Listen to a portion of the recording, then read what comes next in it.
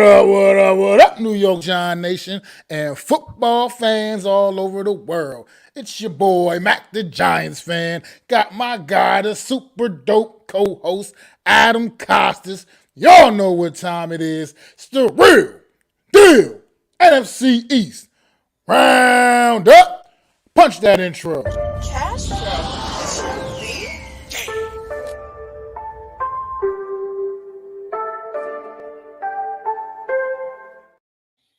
Castro. I don't know what happened. We having some technical difficulties. I'm sorry, everybody. I don't know what just happened there, but Our hard ass intro, my God.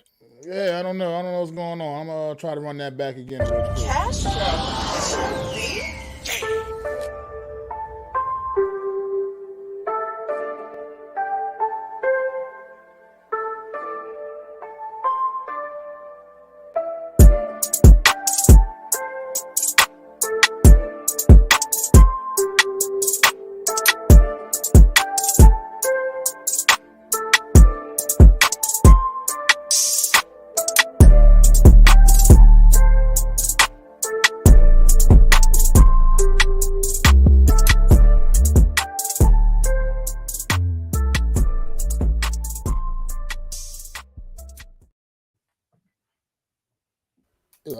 I'm sorry, everybody, for the technical difficulties we seem to be experiencing right now, but it is what it is. I'm sorry about. I don't know what's going on. I can't figure this stuff out all the time. Stuff happens for weird reasons. But welcome to the Week 18 edition of the True Blue. I mean, of the real deal NFC East Round-Up with me and my guy Adam Costas, man. And we're gonna start this thing off. First we just want to address the Monday night football situation, the unfortunate situation with the young man on the Buffalo Bills, young safety Damar Hamlin, who is still in the hospital in critical condition, fighting for his life, unfortunately, as he went into cardiac arrest on the field. One of the absolute scariest things I've ever seen in my life as a football fan. I mean, we've seen devastating injuries, people get paralyzed, all kinds of crazy injuries, man. But we've never seen someone literally need CPR in the middle of the field, and they have to bring out the things to shock them, the defibrillators to shock them. I've never seen anything like that in a football game. I mean, just like I said, we've seen bad injuries where guys are praying for their teammates and they can still go on and resume the game. This was not a situation like that. There was, for obvious reasons, this game had to be postponed right at that moment because it just. I mean, these guys. You've seen all these guys out here crying and everything else, and it was just because they pretty much watched their teammate, their brother, pass away briefly in the middle of the field, man. And there's nothing gets scarier than that. So, gonna keep praying for Damar Hamlin, man, his family, everybody that's supporting him. It's amazing how this world has responded. This young man had some kind of a charity that he has said he was running, and apparently it's up into a lot of money has been donated just over the course of the last couple of days. Millions and millions of dollars have been donated over the course of the last couple of days. So just keep praying for this young man. Right now, what things I'm hearing, latest news is he's getting a little bit better, but yet still very much in critical condition in ICU and still not breathing fully on his own. So just keep Damar Hamlin in your prayers, everybody out there, man, because this is something way bigger than the game. This is about real life right here, and it's unfortunate that something like this had to happen. It is a sad thing. Couldn't have said it any better myself, Mac. You know how big of an incident this is when local news broadcasts, that don't normally broadcast sports or have anything to really do with sports is bringing it up, right? Like Mac said, it's probably the craziest thing I've ever seen on the football field. Something I'll always remember going forward. One of those moments you'll never forget.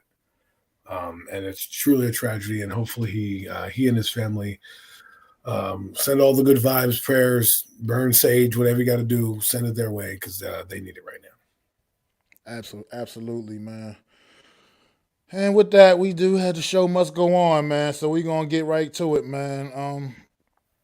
Get into this Start off the week, man. We had the Dallas Cowboys traveling down to Nashville, taking on those Tennessee Titans last Thursday night, man. The Dallas Cowboys, I thought personally the Cowboys were going to blow the doors off Tennessee Titans in this game. Was going to go out there and absolutely just trash them. And yeah, the score looks somewhat lopsided when you see the final score, but the way the game played out, it was definitely a lot closer. Cowboys did pretty much kind of pull away late in this game and make this final score outcome 27-13, playing against a third string quarterback. The Tennessee Titans ran out there and Joshua Dobbs. But the Cowboys this is a weird team, this Dallas Cowboys team. All the talent this Cowboys team has, they still seem to they have a really bad problem of playing down to their competition. What's going on, Philly B? They play down to their competition a lot, man, and they're gonna have to figure this out heading into the postseason right now. They got a lot to play for this week coming up. But Dak Prescott's gonna have to get his act together a little bit, man. And he's kind of turned into a turnover machine. Well, 2 more interceptions in this game. So, yeah, what you got, Adam? maybe the thumb is affecting Dak Prescott because I've never seen him at this careless with the football in his career. Now, I'm not a huge Dak Prescott fan in terms of what he is, but I see what he is, for that Cowboy team. They paid him $100,000 for a reason. He has had good seasons up until now, and I think maybe the thumb is not quite there yet. Something's a little off with this team. I wouldn't be surprised if it's McCarthy and if they lose in the first round, depending on what happens. I mean, there's so many scenarios we can go over where they could be the number 1 seed or even win the East. It's crazy to think about it. But, yeah, I think it's the coaching, really. That's what I think is happening right now. They lost Jason Garrett, who did very well for Dak Prescott. And they have now Kellen Moore, and they're putting the ball in harm's way. And we'll see what happens going forward. Hey, what's going on, Jaden? Good to see you, brother, man. Thanks for stopping in, man.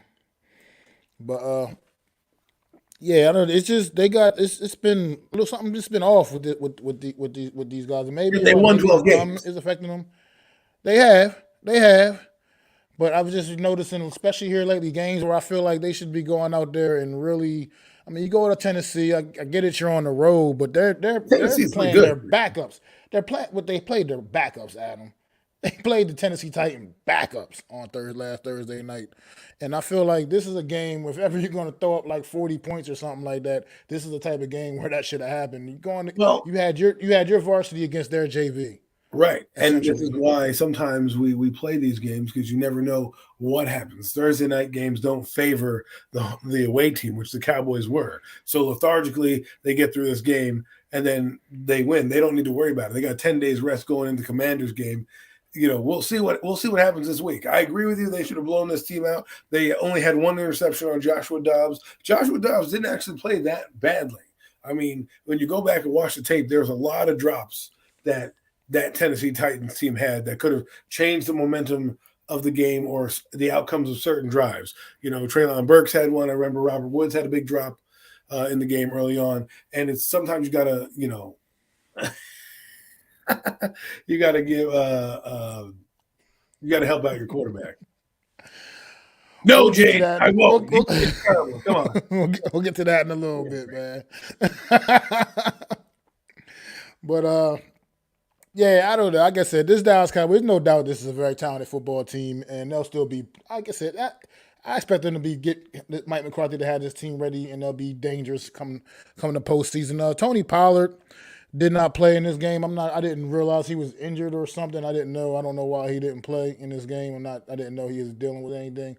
But that'll be a big piece also to this offense. They'll need to get back if they want to make a serious postseason run because he has been very important to this offense. He has been that home run hitter that this offense has, that's been keeping this offense going. I mean, CeeDee Lamb has definitely proven to be a legitimate number 1 wide receiver.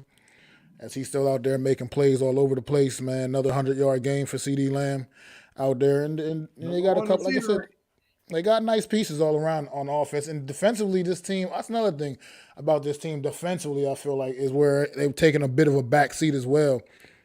It just seems like things have been slowing down. I mean, they had a couple sacks. He's a bit banged up and he's in and out of the lineup. He's not having the same effectiveness that they normally would have. We'll see if they tighten that up come playoff time because, there's a lot of drama happening in the NFC playoffs right now.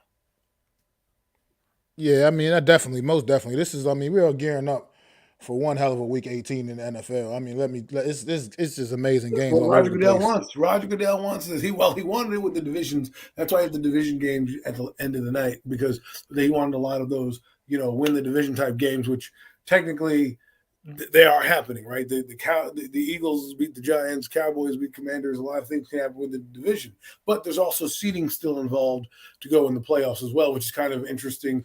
And another caveat to why the NFL is the sport that it is. I mean, how many games end on one score or two scores? I don't know. I don't believe that's by chance. I think there's a lot of zebra helping involving in that. But what I'm saying is that this is what they want. They want you on the edge of your seat. You rather have all these teams in it, so you're never leave. Plus, fantasy also keeps you involved in as well. So this is why they love it. This is why they built it. This is why every team is mediocre across the board, and that's why there's like three or four elite teams because everybody else is right in the middle, and that's what they want. They want you. I agree. I agree with that statement 100%. That you got a couple teams at the top that are on one tier, a couple teams you put on one tier, and then you got a lot of teams that are just kind of bunched up in the middle, kind of all in the same type of Right. One category. bounce here, one bounce there. We're talking about the Vikings being out of the playoffs, right? We're talking about this, that, and the other. I mean, the Giants are in a group of clustered teams. The Jaguars, teams like that. The Jets, where one bounce here, one bounce there. You're in the playoffs. It's a different scenario, right? And I think that's what the league wants because hey, Giant fans, now you're back in the playoffs. Every year there's a different team entering the playoff mix. So I know I would have been off on a tangent here, but that's how I I feel. know, but as far as these Cowboys go, though, they still literally have a chance. It's a pretty slim chance at this point now to get the number one seed. They have probably a better chance of winning the division still Yes, than they do of yes. actually getting number one seed. And that's unless Um, Arizona comes to play against the 49ers, which I don't know about you. I'm not picking that game for the Cardinals. no, the Cardinals are a pretty bad football team Probably at a this road point. I bump. think They're just a road bump to the San Francisco train that's coming through. think they've absolutely dialed in. But for the Cowboys to achieve a number one seed, they would need to win their football game against the Washington Commanders on Sunday, and Which they would we do need believe will happen. in which we and they'll also need the Eagles and the 49ers to both lose to get the What if number they one tied? seed. What if the Giants and Eagles tie and the Niners and the Cardinals tie? Do the Cowboys get the first pick there? I know that's not I going to happen. think I think they would, but that's not going to happen. That's definitely not going to happen. And so yeah, the Cowboys. But like I said, however, to get the division, all they need to do is win their game, and the Eagles lose, and the Cowboys will be the NFC East champs. So we will see, man. We'll see how that plays out. Do you think the Cowboys have what it takes to get this done, man, on Sunday? To beat the Commanders? Well, they do have what it takes to beat the Commanders. I mean, Obviously, come I don't on. know why. I didn't mean to I word it mean, like I that. I think mean, I worded it wrong. I didn't mean that. That's not what I was like. I mean, what I'm trying to say is, do the Cowboys, because especially based off of what we've seen the last few weeks from the Cowboys, do you think they're a team that's even deserving of a number one seed or even a division title? um, division title, yes. I'm not saying right now the Eagles haven't earned it, but I mean they kept themselves close enough. Let's see, they went out and handled business against the Eagles. So they're gonna. I think they're gonna come out and try to beat Washington, see if the Giant and become Giant fans. Well, guess what? The games are going on simultaneously, but I'm sure they'll be scoreboard watching and hoping the Giants do something. Because remember, this is like the mid '90s. It feels like to me where the teams are fighting for seeding. One team could be a fifth seed if they win. One team could be the first seed if they win. I mean, the Giants did it in '93 against the Cowboys. They lost to the Cowboys at Giants Stadium. They went 11-5. Cowboys went 11-5, but Cowboys got the division and the home field advantage in the playoffs, and the Giants was the wild card team that year. So what I think the Cowboys are gonna put it on the Commanders, the Sam Howell led Commanders. Is he getting a start? Sam Is Sam? Howell, I know they said he was going to play, but I wasn't sure if he was starting or not. The rumor is, and this is a rumor, and the source I get, from the person I get it from, he's a reliable source. He said that Tyler Henneke would say just let the kid play. So we'll see if that happens. Things could change, but I'd like to see Sam Howell. They should have probably the reason they haven't started the kid is because the NFC is so putrid that they were still in the race. So they had to, placate to the fans, and we'll get to Washington in a minute to keep it up. So we'll see what happens against that team. But if the Cowboys can't beat that team in that disarray, come on. I mean, it is in Washington, so you never know. You never know. I mean, and Taylor Hunt. I mean, I don't know if Taylor Heineke's going to play or not. Oh my God, that could have an impact. I mean, we don't know. Mac, you're a better quarterback than what they're going to be rolling out there, man. Come on. If they were playing MacDaGiantsFan fan, I'd give them a better shot. But they're playing Sam Howell, who is a 5th round pick, and is a 5th round pick for a reason. And we'll see if he has any juice. Well, we will see, man. We'll see.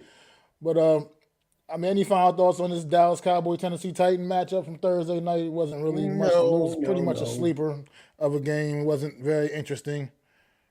Well, we knew what's going on, Kate? Thanks for stopping in, bro. It's almost like, oh, I was right.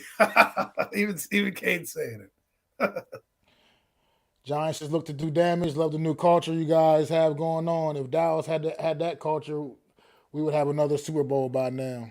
I think yes. If you're a little bit more buttoned up, the Cowboys are this team where they're just like a tease. They're like I don't know. I'll find an analogy for the Cowboys, but it's gonna be. Hopefully, it's a good one. But you know what it is. Cowboys, what's going on, bro? You know what the Cowboys are like? The Cowboys are like that cereal box where you have the toy and you're dreaming that you get that toy, and you go in there and you dig deep and you pull it out and it's just a sticker. And you're like, oh, you're just always disappointed. That's what the Cowboys are, man. It's like you're just always disappointed. They haven't been relevant. They're finally in the playoffs. There's a 50-50 chance that they're even getting past whoever they're facing in the divisional round, Tampa Bay. And here we are, Yeah, it's going to be interesting to see, man. This Cowboys team, like I said, they need to shape up a little bit because it's been a little shaky. We don't need you, Cole. We don't need your support. Cole down there, Cole Cowboy down there with the Go Giants. Let's go, baby. But let's move on real quick, man, to a game that had some significance on Sunday for the Washington Commanders. If the Washington Commanders would have been able to pull this game off at home, mind you, in Washington. If they would have been able to beat the Cleveland Browns, they would still be they'd be in great prime position for a playoff spot. As they get their cheeks clapped the Sunday on. But the Washington Commanders, man, they went down there, they stayed at home and let Deshaun Watson come in and have his best game of the season. Yeah. and Carson Wentz the worst. And Carson Wentz. You talking about a team that probably regretted the decision to start Carson Wentz instead of Taylor Heineke. That's why Taylor Heineke, I get it. He got benched the week before for Carson Wentz.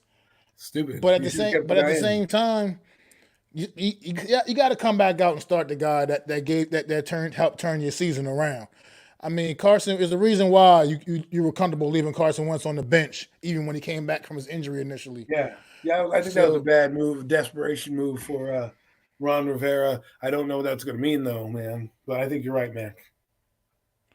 Yeah, I mean, it's just like that. To me, that was a poor decision, and as we saw what happened, man, the result of this is Carson Wentz came out there and absolutely stunk the field up, man. Ooh. I mean, this dude played absolutely terrible, man. Played terrible football. His stat line for the day was 16 of 28 for 143 yards, 0 touchdowns, and 3 interceptions. That's never going to get it done.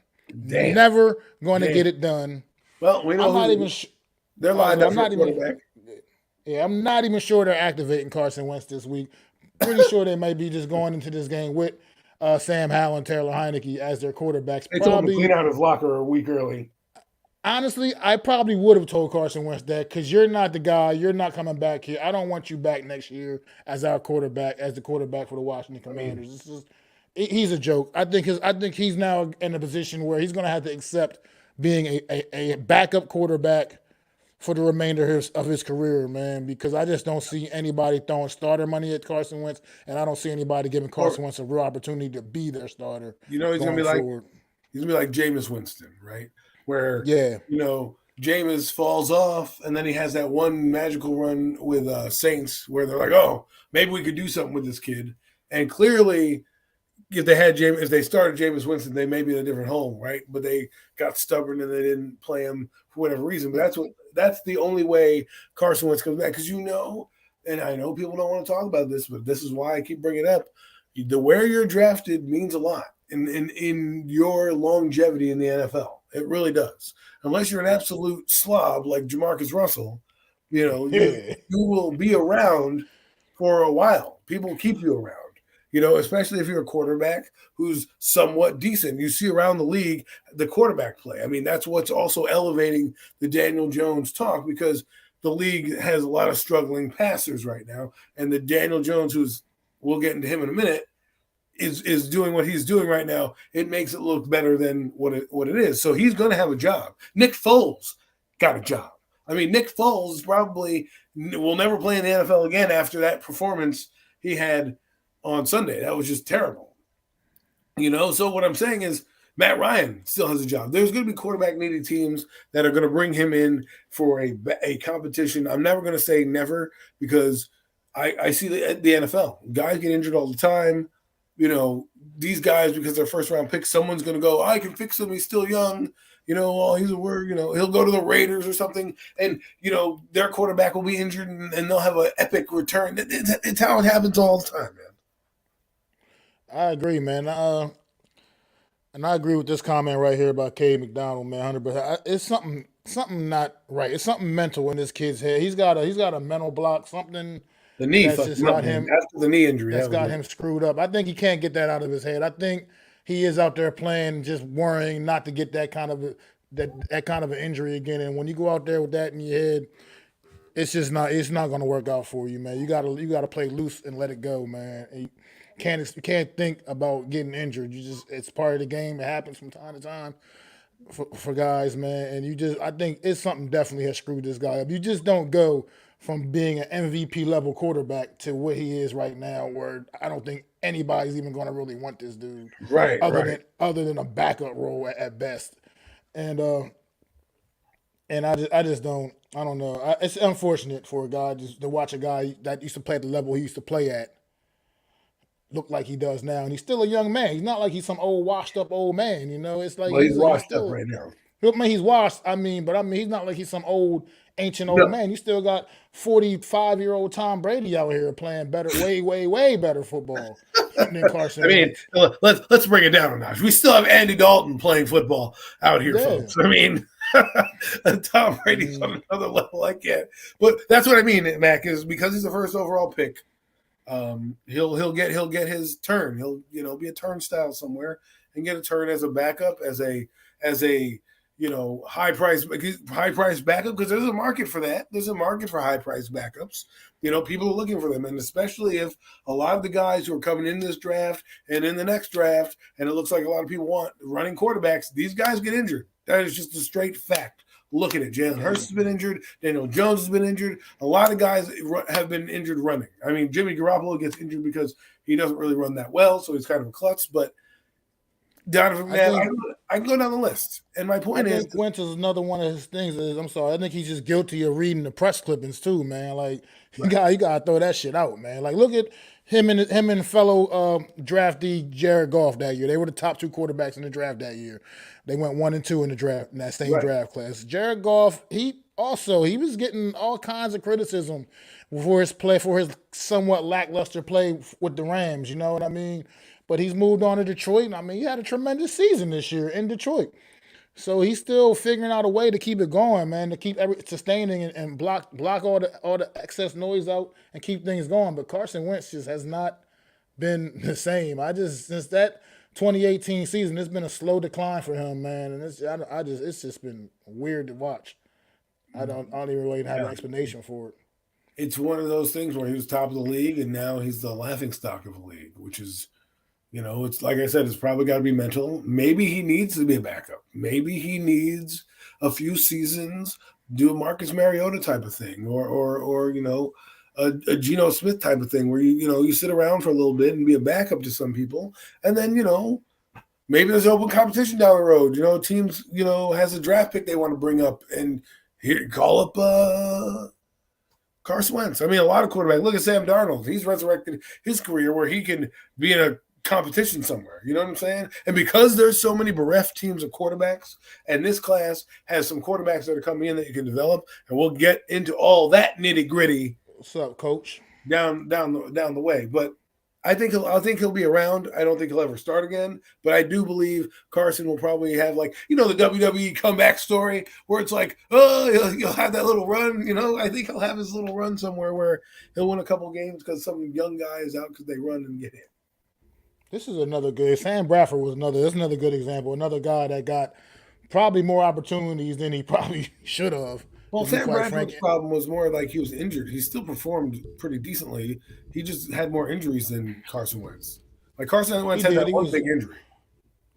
I mean, you're right. Sam Bradford actually was drafted injured, honestly. When he got drafted number 1 overall, he was injured. He wasn't even really available to play his rookie season, I believe. Did he miss his whole rookie season, I believe? I think so. If I'm not mistaken, I think he did. He was a solid player. Not a great, never lived up to the number 1 overall status, I don't believe. His career. I think he will overhyped. He definitely didn't do that. Should have came out the year before with Matthew Stafford. He did not want to.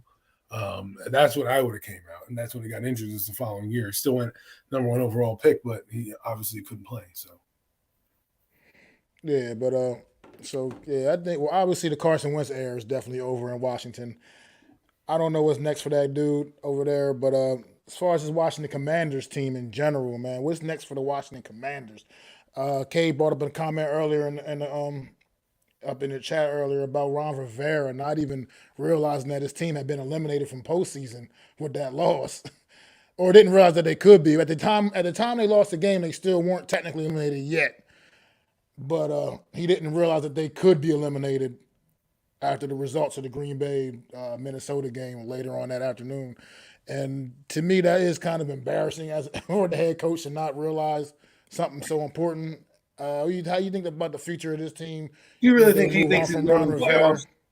He's starting Tyler Heineke, and he just watched his season go up in flames with Carson Wentz starting. He's probably so delusional right now because he's about to get his ass fired because it looks like the Joe Judge thing. We're like, oh, I didn't know that was going to happen. I think, listen, I like Ron Rivera as a coach. Maybe going to the Commanders was not a good idea. They got a lot of turmoil with their ownership group. They're probably trying to sell that team. You've had an influx of talent. You drafted a quarterback. He didn't make it. You traded him away. Your other guy broke his leg. You know what I mean? Like it's just been a calamity of errors for Ron Rivera. Maybe take some time off, go back to TV, and then when the coaching circle happens again, throw your name in the ring to a team that actually can build for you. Because I believe Ron Rivera has some ability to coach men. Look what he's doing with this crappy franchise, keeping them in playoff contention 3 years in a row. In the best division in football, by the way, just throw that out there. But this is another example, too, once again, also not getting your best playmakers involved, man, not nearly enough. Here we go again. You got 2 catches for Terry McLaurin. Scary Terry McLaurin should have more than 2 catches in this football game. And a game of this magnitude, you got to target Terry McLaurin more than 5 times. There's just no excuse for that and for things like that. He is your absolute best weapon on offense. And you got to get him more involved in this game. It's just, to me, disgraceful. And if it would have cost me my fantasy championship, I would have been pissed off, Carson Wentz, at you. I might be choking you out right about now. However, it did not cost me my fantasy championship. I did go on to still win that thing. Yes, sir. I just had to throw that out there. Well, look, the defense played pretty well. They had 1, 2, 3, 5 sacks on the day, right? I can't believe David Mayo was their leading tackler. David Mayo. Yeah, exactly. Goes to show you what this team is doing, right? They have no offensive identity. Kyle Shanahan's son, or Scott Turner, is in over his head. He's not a good offensive coordinator. Just if I'm the Commanders, blow it up. I don't think anybody wants to be on your coaching staff. So Ron Rivera probably can stay as long as he wants, because if I'm a coach, I'm going to be like, nope, I'm turning you down. Don't even bother putting in an interview request, because until that ownership group is fixed, I think that's when you'll really see the Commanders kind of get shit right. Right now, everything's a mess. But here's what exactly, K. I love your comments in the chat, K, man. Keep them coming for us, brother. Because I agree with this. The Commanders team has good talent on this football team. It's just really, here's the thing, Adam, you just brought up something when you said they have no identity offensively. And I agree 1,000%. With Carson Wentz, they have no identity offensively. When they had Taylor Heineke, Taylor Heineke was starting the games for this team. This team made it a point to establish the ground game, get the ground game going. And I felt like they just, once they put Carson Wentz in there, they feel like Carson Wentz is some kind of think like he's some kind of amazing quarterback that they can just rely on his arm. And it's just they clearly can. Well, that's what the game plan was before the year. That's what one of the NFL shows, I don't know if it was ESPN or NFL Network, the reporter mentioned they put him in to spread their offense out, go deeper, because of Tyler Heineke couldn't throw deep. Well, it backfired, and maybe you're right. Maybe they overthunk this, right? Maybe they overthought it. Maybe they should have left in Taylor Heineke and said, you know what? You got us here. Let's die on this sword. Instead, you got desperate because your playoff hopes were on the line, and you were trying to see if you could win a game, and sneak up on an opponent, but you didn't. Yeah, I mean, once again, agree with this comment. Look, they low-key, the Commanders have better talent than the Giants. Besides the quarterback, they just can't put it together and the running back position too, by the way. I throw that out there. But quarterback, they just can't put it together like us. And I agree with that wholeheartedly, because I've been talking about this, like these wide receivers on the Washington Commanders, and they got the front seven on that defense. I mean, they have some good talent all over. I think that's why they're got 7 wins. That because some of those things came true. They did turn the ball over for a stretch of games. They were the number 1 defense in the league for 5-6 weeks. So it ran, and right now they had 5 sacks, which means they got to the quarterback. They're doing what they need to do. The lackluster play at the quarterback position is what you'll see, and this is what I mean. There's going to be teams out there, because right now Washington is not going to – they're going to be in a position to draft a quarterback, but to get a really good one, they're going to have to make some moves, and they already made moves to get Carson Wentz. So a team like them, what are they going to do? Are they going to open the Brinks truck to a team like David Carr? It really is going to see who their coach is. Here's the issue, I think, with the Washington Commanders as far as in free agency goes. It's going to – I think with a franchise as toxic as this franchise is right now, with the ownership situation and everything – it's going to be tough to get some good free agents that want to come and play for this football team, I believe, in the offseason without just vastly overpaying them. So, well, you're going to have to get somebody to coach. It's going to be I agree, but it's going to be a tough offseason for this team, because I just think they're such a joke as a franchise, because with all the craziness going on in their front office, that I think people are just fed up. Players don't really want to even play for this team, I feel like. Well, they want to play for Ron Rivera. Ron Rivera, he's a very respected coach, but at the same time, I just think guys, they're going to have a hard time attracting free agents to this, as long as Dan Snyder is still the heading things up in the front office. Let's touch on that real quick. If they decide to do that with the turmoil, maybe Ron Rivera gets to keep his job. If I'm Ron Rivera, I'm doing one thing. I'm firing my offensive coordinator on the spot. And I'm saying, absolutely, I need a new offensive mind to come in here. Now, regardless whoever they get, whether that's Will Levis, whether they like Sam Howell next year, whoever, Derek Carr, whoever they bring in, Jimmy Garoppolo, right? Sam Darnold, Baker Mayfield, there's going to be a ton of names out there. Even Daniel Jones, I know he's not going anywhere, but we'll throw it out there. He's a free agent until told otherwise, right? So there's going to be guys out there that they could go get. Now it depends on what they want to do. Now, if you keep Ron Rivera, maybe they'll come to play for you because he's a good coach. You see some of the things that he's done with players who have gone to the Pro Bowl, and the way that he's kind of, players love Ron Rivera. So I would hope that he can get through this unscathed. If he doesn't, that's where it comes in, where who's going to want to go coach that team?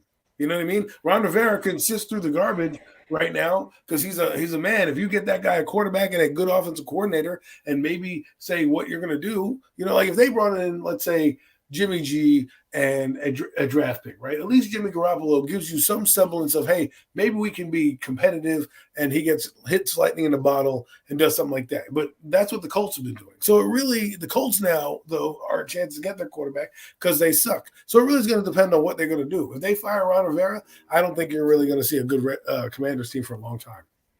Yeah, Cade, I'm gonna disagree here. I mean, not disagree because you didn't really say that's what they're gonna do, but there's no way Sean Payton would accept the job as long as Dan Schneider is running that team. There's no way a coach of his credentials is going. I don't know if I would accept the Washington job down Commanders. there right now. Like I wouldn't want to be coach for that team. Yeah, I right? wouldn't really want any part of that organization right now, to be honest. It's just too much craziness goes on there, man. They need to really figure things out and get things together, man. Because it's just not a good look all across the board for the Washington Commanders right now. And in this season, they showed signs of so much potential throughout this season, and for it to end the way it has ended for them, it's unfortunate. I mean, they had a pretty good year overall. I think they played above expectations as well as like a team like us, the New York Giants. But Yep. But at the same time, for it to end like this, and like I said, I think a lot of it had to do with a terrible decision at the quarterback position. No way. I get it. Taylor Heinicke had a bad half of football against whoever that was they played against a couple weeks ago, but to make the decision to start Carson Wentz when your team clearly was responding so much better to Taylor Heinicke. Nothing you can do, man. I just think that It was desperate. That was a desperate move. Desperation move, yeah. And going to on, me, Tudo? is one of those moves where maybe he knows he's gonna get fired or something like that, because a coach that's not desperate leaves the kid in and says, I'm just gonna ride die with this kid right now. I know that they're trying to get to the playoffs, and he does give you a vertical set. You could have, if you had done this 5 weeks ago when he was healthy, and you said, a couple weeks ago when he was healthy, and you said, fine, we'll bring it back, then all right, fine. I can respect your decision then. Now, I just know it's clear desperation, and it also costs your team, which I feel bad for guys on defense who played their hearts out all year, every week for you to keep this team in it, and all you do is squander it with this performance. Yeah, absolutely, because it was a turd on Sunday. That was absolutely a terrible performance, and it not what their fans bought tickets for on that particular day. They wanted to see this team keep their playoff hopes alive, and that's why they have no chance against the Cowboys. And we'll be getting back to that. We'll get back to that one a little bit later. But yeah, I agree. And any more final thoughts on this Washington Commanders team? Get them out of here. See you later, Washington. And we are going to go to the link, where we had another massive upset on Sunday. Massive upset on Sunday up in Philadelphia as the New Orleans Saints rolled into Philly and took out the almighty Philadelphia Eagles, who I was calling the best team in football. But after these last couple of weeks, I'm not going to make it about the quarterback. This is still a good enough team that should have won both of these last two games, I feel like, and they just have not been able to get the job done. And took another L 2 weeks straight. New Orleans beat them 20-10 at home. I mean, people were trying to say, we didn't have Jalen Hurts. Gardner Minshew did not play terrible football in this game. He just didn't. I mean, he's still getting the ball to your playmakers, to your weapons. I understand, Adam, you brought up that A.J. Brown had made a statement, didn't appear to be very happy with him. But at the same time, Gardner Minshew still played overall well enough to get the job done here, and this did kind of, I don't know, the defense kind of let them down here. I mean, letting the Saints just have their way for the most part throughout this game, and it was just, I don't know, it was just not the same Eagle team we've been seeing all season long. What's going on, unpopular opinion? It's interesting because defensively, they had a ton of sacks in the game. They had 1, 2, 3, they had 3, 4, they had like over 4 or 5 sacks in this game, and you would think that there would be turnovers, but a pick six doesn't help, Mac. I think that's where in lies some of the issues. Jalen Hurts hasn't been turning the ball over at all. Gardner Minshew comes in, and it was a costly pick. You're right. He didn't play bad. 274 yards. You'll take that on a good day from a good quarterback. From a backup, that's keeping you in the football game. Here's where the Eagles dropped the ball, and that is they didn't run the football enough. 12 carries for Miles Sanders is not good enough for a team that is playing a backup quarterback. Normally, they get those runs coming through with Jalen Hurts. But now with Miles Sanders, you need to feed him the rock, I think, a little bit more. And I think that's what they got away from is they didn't adapt to what they should have relied on, your star running back, and then you could have let your quarterback ease into it. So, Yeah, I didn't know that Andy Dalton's undefeated against the Eagles in his career. I had no idea, but that's an interesting stat. I like little nuggets like that, Cade. wow, But that's something. hilarious. That is. It's weird, right? I It doesn't retire even- right now, Andy Dalton. Retire right now. Go into the record books with something. You know? I mean, that was nuts, man. That's an interesting stat. That was a great show last night. NYG, great show, man. Heart of the city, man. Y'all definitely sub up to Unpopular Opinion Sports, man. Doing his thing, man. He's got his channel growing. Comes with that Heart of the City podcast every Tuesday night. Brings the heat. Talks about all the New York area sports teams. Covers it all. The Nets, the Knicks, the Giants, the Jets, the Mets, the Yankees, New York sports, man. You're going to hear it on the Heart of the City podcast every Tuesday night. Unpopular Opinion Sports. Hosting it with my man, Coach Ed Gladney, and my guy, NYG Jeffy T, man. So he does a great job, man. Support that man, doing good things in the YouTube community right now. But yeah, this Eagle team is starting to. I mean, I wouldn't say coming unraveled. This team is still. There's so much talent on this football team. I think they'll definitely get it back together. Looks like Jalen Hurts is trending to be in the lineup this week against the Giants. Of course, that would be the case, right? But I think this team is loaded with so much talent that they'll figure out and turn things back around. I mean, teams, even the good teams, go through these tough streaks like this, man. They definitely go through times like this. This is probably not the best time for that to happen for the Eagles, getting ready for the postseason. But like I said, this team still very much controls their own destiny for that number one seed. They go out and win their game on Sunday, and they'll still be the number one seed and get that all important first round bye.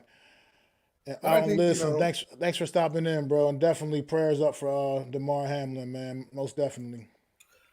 So I know we don't want to talk about the quarterback per se, but I think this is where Jalen Smith comes in.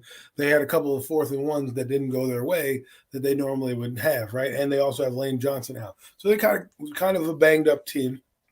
But this is why we talk about being an MVP candidate. The Eagles don't have Jalen Hurts in the game, and they're a whole totally different offense. They don't do the same thing. They don't have the same dynamic. That Jalen Hurts is not running, which opens up the whole offense when he runs, right? You have Gardner Minshew, who can scramble around, buy you some time, maybe get a few first downs here and there, but he's clearly going to be a pocket passer. I mean, the case in point is on the stat sheet, right? You don't want to look at it, but Gardner Minshew had 1 carry for 0 yards. I mean, so the whole dynamic and the element of that offense changes, and this is what I mean when I talk about MVP, right? Because absolutely, that's why certain teams, it's funny because we'll get into the Giants in a minute, but Tyrod Taylor does similar things to Daniel Jones, so there's no drop-off really in offense when you put that guy in. With Minshew, it's a different drop-off. You're not having those designed runs. You're not running those RPOs that you normally would run, and nobody's buying the RPOs that you're trying to sell because they know that Gardner Minshew's not running the football. So I do believe when you see Hurst come back in, and maybe he's a little rusty against the Giants, but obviously he's healthy enough because they have a banged up O-line, and this game means something because, what would you do if you're the Giants? Giants aren't going to sit their players, and we'll get there in a minute. So the point is, if you look at the grand scheme, I know Mahomes is having a great year, absolutely fantastic year. And if you took him away from Kansas City, probably not even sniffing the playoffs. But what Jalen Hurts means to this team, what they do in terms of their offensive scheme set is different, right? Mahomes is a pocket passer. They're not relying on his run game as much. They know he's going to buy time and be Mahomes and throw it over his head, do backflips and cartwheels and whatnot. But what the Eagles rely on is Jalen Hurts' legs to help them extend plays and also to build that run game that he's built so well. He has 740 yards rushing and 13 rushing touchdowns. I mean, yeah, well, just to piggyback off of that, like you were saying, that is the big difference. Like I was saying, Minshew definitely didn't. He played well enough for the Eagles to still win this football game. I still wouldn't blame this loss because Gardner Minshew was the quarterback. But at the same time, Jalen Hurts adds that extra dynamic that defenses have to worry about. Right. It is a big difference. They actually, when I was watching this game on Sunday, I was watching a little bit of this game, and it was a particular play they were showing where they ran an RPO. And Minshew just hands the ball off to Miles Sanders or whoever the running back was at the time, and it was like they were showing like, see, now this is Jalen Hurts. Jalen Hurts is totally keeping this football and taking all of that wide open field that they gave him to the other side. But with Minshew, they weren't even playing the quarterback in that RPO. They Right. just played the running back because he's not that same threat to run the Exactly. football. Thanks a lot, Tudo, for that compliment. I really appreciate it, man. Adam work hard, man. We keep trying to make this show better and better each and every week. Appreciate your constant Thank you support, so much. man. Most definitely. And that's why I think when we talk about this, and this will be my last point on it. Yes, the defense I think leaves a lot to be desired for the Eagles, but they're more of a zone scheme, and they're really going to be when you're in a dogfight with them. This is where you're hoping to happen. I mean, they kept their team in the game. You know, you take away the pick six, and maybe it's a different ball game. Maybe we're talking about 13-10 ball game, but that pick six does hurt you. You have to give them free points to New Orleans. I think the score kind of makes it seem like, you know, the Saints went off. The Saints were very pedestrian in this game. It's just untimely turnovers, not converting on the 4th and 1s from like they normally would with Jalen Hurts, who, by the way, can lift 600 pounds of squat press, right? So he can really move the pile, unlike Gardner Minshew. So you see the different dynamic, and I think while I don't believe he's going to win MVP now because he is injured, and the numbers are going to look pretty baseline right now, then you won't win. But I think for what he's done for this team, if there was an NFC MVP, he'd be it. I could definitely agree with that. I think the MVP probably has escaped him now because missing out these last couple of games. Patrick Mahomes still playing at the level he's playing at. I think that it'll be tough for Jalen Hurts to probably win that, secure that MVP award now. But I think his value has been proven to this Eagle football team. I think it does. It's definitely been an impact without him in the lineup. And address this question real quick from Cade. I'm not sure, man, because I know it's just a shoulder injury, and you might think that it had nothing to do with your legs, but shit, you still need to. You need everything when you're running. You need everything. You need your Yes, arms I as much think he'll be able as to run well. around. So, As long but as I it's don't. not his throwing shoulder, I think what he'll do is he'll protect himself by getting down. What might happen is you might see more sacks being taken or him giving himself up a little bit more or sliding when he But normally that's slide. what I'm talking about. That's basically what I'm talking about. Like he'll probably be giving up on plays more than normal than he would before. Where before he'd go get those couple extra yards at the end of a play. Where now he'll just be getting down, sliding, not and trying to definitely. I mean, he's good at protecting himself anyway, avoiding the big hits most of the time. But he'll be probably even a little more cautious with it, I'm not sure it could affect his play a little We'll bit. find out. We'll find out. I mean, look, they're in desperation mode. They need this game because guess what? If he doesn't play in this game, if he doesn't play now and you lose the game, now you have to thrust him out there with no rest. At least maybe you can get him through this game. Let's hope that you can get a lead so you can take him out early, right? So if I'm the Eagles, the next game I play coming up, I want to get a lead early, and this way I can take him out and not worry about it, right? And then keep him in the game because you're going to need him to play. And the number one seed does mean a lot. You can rest your guys. You'll be able to do a little bit more. You don't want him getting beat up and then in the wild card round. So we'll see what happens. If it's a pain tolerance thing, hey man, go make yourself a legend. Well, yeah, definitely. I mean, I think they're gonna need him back out there on the field on Sunday. I think to try to secure this victory and try to get that number one seed, and then they can get that bye week, and then worry about getting some more guys healthy. Because like Tudo just brought up here, Kenny, he ain't fully healthy yet, and that would be their downfall on almost all their other positions line as well, all banged up and they're struggling. This is a good point because the Eagles have probably been one of the healthier teams throughout Yes. most of this football season, and they are starting to get banged up big time at the worst possible time as well. So they definitely need to try to secure this bye week and try to get some of their guys back in this lineup. I did see, read an article today where the safety they got from the Saints at the beginning of the year, Gardner Johnson or whatever, the one that all the interceptions. Yes. I heard he's been activated back of not to the roster yet, but he's been lifted off of IR for the 21-day window. So that's actually big time for the Eagles. I would just probably worry about getting that guy ready for the playoffs and making sure you can have him back in your lineup on your defense come postseason, because he was definitely making a lot of impact plays before he went down. So we'll see what the Eagles do, man. But you got any more thoughts on these Eagles, man? After taking that L at home on Sunday? No, not much. I mean, most of what I'm going to say goes into the preview for next game anyway. So the team that we're going to be talking about right now, you know it. We're going to get there. We're going to get to it, baby. The show. Here it is. The New York Football Giants hosting the Indianapolis Colts. Playoff now. At MetLife Stadium on Sunday. And all that was on the line was a postseason spot. The New York Giants win the football game. They got a spot at the table in the post for the first time since 2016. And the New York Giants did not disappoint in this one. 38-10. Absolutely rolled the Indianapolis Colts. And honestly, had they not taken their foot off the gas, I feel like they could have threw up 40 or 50 points on this team for real. So easily, well, obviously they could have put up 40 on the team. They had 38 anyway. So, I mean, this New York Giants team, they're offensively look like nothing we've seen all season from this team. I mean, we thought they played pretty good in Minnesota a week ago. Well, guess what? They played even better against Indianapolis on Sunday. And Indianapolis honestly has a better defense than the Minnesota Vikings. So this New York Giants team, man, is starting to maybe trend in the right direction at the right time, man. So yeah. I mean, quarterback Daniel Jones, whew. I mean, forget about it. Here it is. I mean, hats off to number 8. There it is, people. I'm throwing roses to the kid. He did a good job. You know what I mean? He's going to earn a new contract. You know, he played a good game. He's helped his team out win. I mean, the guys are stepping up for him. Richie James is stepping up for him. You know, Hodges is stepping up for him. They're really showing the continuity on the offense. I love what Dable's doing, the energy that they're bringing defensively. I mean, Landon Collins, can we say welcome back, Landon Collins? I mean, my goodness. You know, so it was good to see.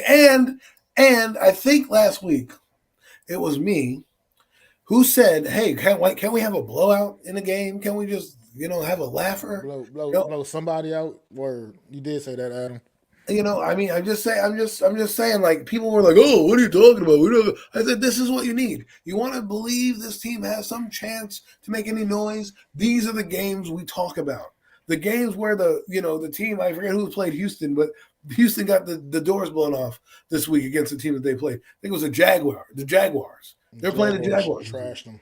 And the Jaguars, who basically resurrected themselves from the dead, came in there and they beat a team at the end of the season trying to make a move to the postseason. Well, here we are. We're a team that's 4-9 that can't get out of their own way. They just benched their quarterback. Their offensive line's in shambles. The defense doesn't want to play because, their offense can't do anything. And here we come.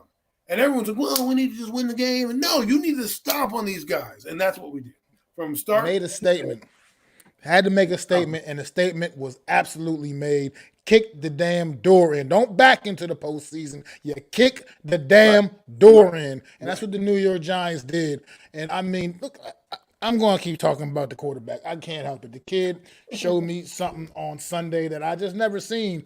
I mean, it's levels, like it's levels to this.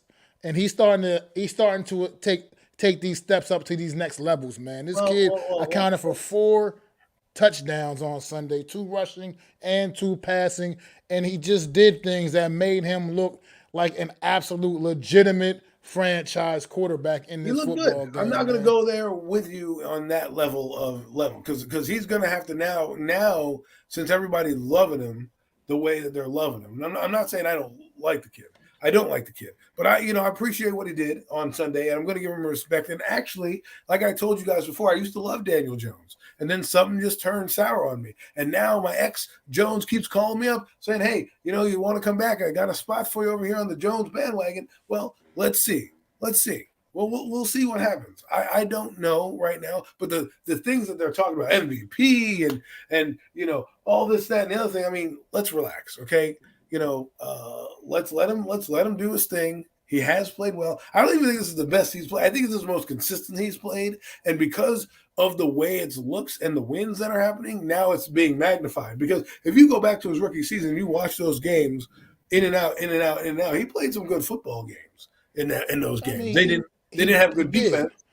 But I've been saying, I get that, like, statistically, he still hasn't matched his rookie year statistically as far as the stats sheet says. Yes. But like I said, it's about the look of the quarterback. It's about the things you watch him going through his progressions. You watch how he's extending plays. You watch how he's elevating the Richie James and the Darius Slaytons of the world. He's making these guys look like decent receivers. They're helping them out by catching the football. They're doing their job. And that as well. Like, I was going to comment on that. These wide receivers on this day, Richie James had 7 catches on 7 targets. And we know about the couple big drops he had against Minnesota.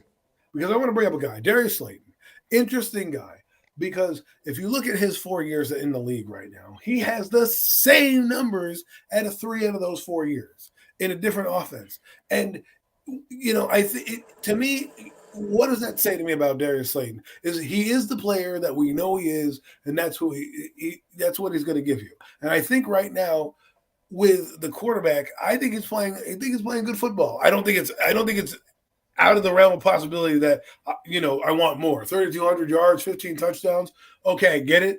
But the guy who is injured in the Eagle land is out 3 games, has that with 2 games left to play, right?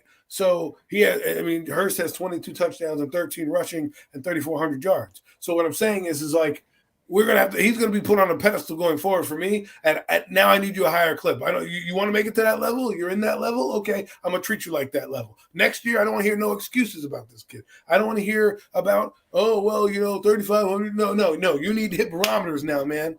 Make sure we hit barometers. Make sure you get that elite level. Because there's no point in settling for just being ordinary. Be extraordinary, okay? So be up there. Be talking with Mahomes. Get me the actual MVP talk that we're talking about now. Make me that believer. Because right now, you open the door. You open that door back up to me coming over and saying, "Hey, Jones, maybe I was wrong about you." But what I need now going forward is I need that straight consistency. I want to see it happen again, and you need to elevate your numbers in terms of just play. And if that means, you get a receiver, fine. But once they get a receiver, if he still has these numbers next year, and I'm not talking about the rushing numbers because I think those are going to go down, but he still has the same passing numbers with a new receiver, I don't want to hear nothing. I don't want to hear nothing. I don't care how much you pay him because you're going to have to pay him. He's going to probably get a 3-year contract worth $100 million. Because if I'm the Giants, as much as I like what he's doing, I still don't want to invest that much money because I got guys coming down the road I got to pay that are going to be more important.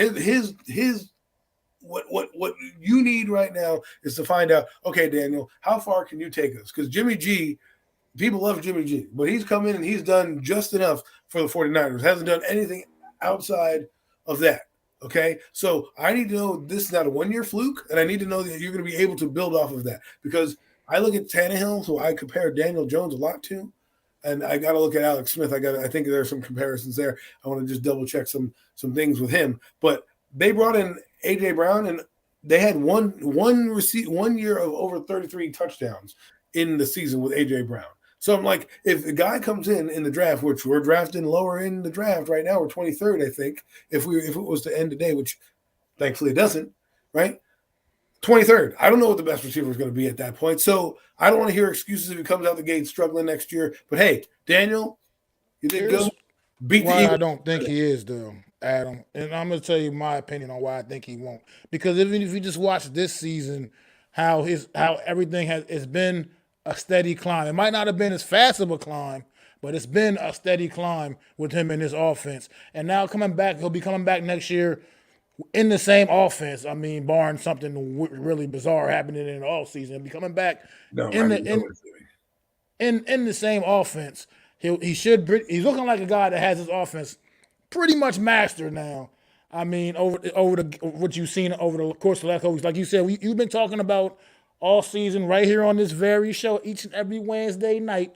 You've been talking about, did he take the chains off? Take the chains off this guy. Take the chains off this guy. The chains have come off, and we're seeing a better version of Daniel Jones.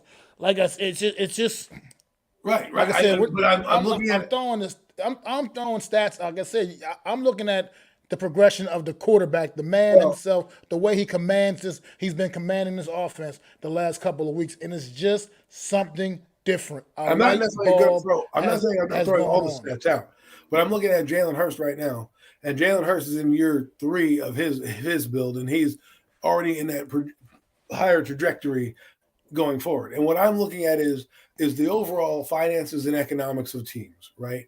Why is Amari Cooper not on the Cowboys? Because they can't pay him and Dak Prescott. Why is Devontae Adams not on the Packers? He wanted to go play for the Raiders, but they didn't pay anybody else. They didn't bring anybody else in except for Christian Watson. Same thing with A.J. Brown, right? They all the scenarios I have their $100 million quarterbacks. Now, I'm not saying, Daniel won't win a Super Bowl or whatever. I still believe there's more to be had with Daniel. I guess the reason why I'm so hard on him is because I want our guy to be a star. I don't want to be a star and just lumped in there. And at the end of the day, yeah, he's winning 8 or 9 games a year. We're in the playoffs, ho-hum, because that's what the fucking Vikings are, right? Kirk Cousins, we don't like Kirk Cousins. That guy gets them to the playoffs every year. They don't advance, and he puts up, he puts up all these numbers as well. But at least he's in the top thing, and they're always winning. We have a guy here who sometimes you need to be able to know that he's going to put up 20 touchdowns. I don't know. That's how I feel. I feel like I don't want to settle for less. If you're going to be this great guy, then be great. Show me how great you can be. Because Ryan Tannehill, not that great. People hate Ryan Tannehill, but go look at his numbers. I agree with you. But here's my problem: is kind of like what Miz is saying. Like, I get it. Our receivers are average at best. I mean, at best they're average. They're not above average. They're at best they're average. They're not elite by no means. By no means. And you're talking about a guy, when you're talking about Hurts development, Hurts is literally playing with a number 1 and 2 receiver that are literally both number 1s. Yes, but let's face it, they're both number 1 I'm going to stop you right there because Gardner Minshew played with those guys and the result wasn't the same. Okay, the result was not the same. No, statistically, passing it was. Passing-wise, statistically, it was the same. He just doesn't add the extra dimension to the game. I mean, he's talking about these last 2 starts were Gardner Minshew. Devontae Smith and A.J. Brown still were 100-yard receivers in these games. Right, they're going to eat. So, but with this, everybody wants to just make it out to be, if it's this weapon, not this weapon. I mean, guys have had. Adam, you got to look at it from the standpoint that if you upgrade the weapons, how can it get worse? But I'm just saying, I'm not saying it's getting worse. That's what I'm telling you guys. I need 4,000 yards if you're going to get better receivers. Why not? You say that he's this good, and then you're like, then give me the numbers. I want 4,000 plus yards. I want 25 plus touchdowns, and I want 700 plus and 13 plus yard touchdown. Yeah, is it crazy for me to ask that? No. Why? Because that's what you guys want. That's what you want. It's not. I'm just telling you. Saying. If he has the numbers he has right now with Richie James being his leading receiver, and I'm telling you that he'll probably have 500 more yards passing, and he'll probably have 5 or 6 more touchdowns. So he's going to end up like Ryan Tannehill because Ryan Tannehill's numbers are exactly the same. If you take A.J. Brown out of there, who had 8 touchdowns with him and those 1,000 yards, that's what you get. So if you were to put a guy of his caliber onto our team, that's probably what you're going to end up with. You're probably going to end up with 3,700 yards and possibly 22 touchdowns. Now, if you want to factor in his rushing touchdowns, okay, we can factor that in. But I'm not just going to settle for standards because, now we're winning and, he throws 15 touchdowns a year. No. I want a guy who's going to show me, okay, you want to get paid this $100 million. Now the course changed. Why do you think the dynamic of the Dak Prescott thing has changed? Because before Dak Prescott was loved, he signed that $100 million deal, and now it's like, he's not the guy, and right? So once you enter that narrative of being a good player and getting paid money, I expect expectations out of you. Same thing with Kirk Cousins. Right? They pay that guy every year. They pay that guy. He goes over 40 and 33 every year. And I'm just saying, sometimes you want that. I want to see you earn that money. I don't want to see 15 touchdown passes. I want to see if you're going to be an elite guy, be an elite guy. Don't give me average and tell me and try to feed me. Don't give me McKean Elios and tell me it's fucking Ray's Pizza. I mean, I don't know. Like I said, we're gonna have to wait to see that obviously until next year, because obviously the weapons are what they are right now. But I just, from what we've been seeing from Daniel Jones these last couple of weeks, in general, especially in particular, I did factor those. Hold on, this guy right here, unpopular. Put that up there. But at the same time, I'm saying you got to the version of Daniel Jones we've been seeing, the way he's been executing this offense with the guys he is working with. Like I said, you add even a. I mean, it's just, I think, and I'm not poo-pooing potentially the last 4 going years. through the roof. I think you guys also can are potentially go through the because roof of the trash that we've had the last few years. It's been trash, right? So he hasn't been well, but it's kind of interesting that his numbers mirrored the same numbers for 12 games, and then he's played more. Remember, this is the first season he hasn't been injured, which is a kudos to him. And by the way, he's been sacked the most this season. How do I know? How does that figure out? Normally, a guy that gets sacked usually gets injured. But my point was that comment that he made, unpopular opinion. If I were to factor in the 13 touchdowns that Jalen Hurts has, he has 33 touchdowns. Okay, Daniel Jones has 22 touchdowns if you factor in the 7 touchdowns that he has, right? There's guys that throw for more than that. Is it my fault that I expect the quarterback to be a good passer, right? I didn't ask him to be a runner, right? And it's funny how the narrative changes now, right? Do you consider Daniel Jones a running quarterback? Would you say he's a runner now? I mean, I don't know.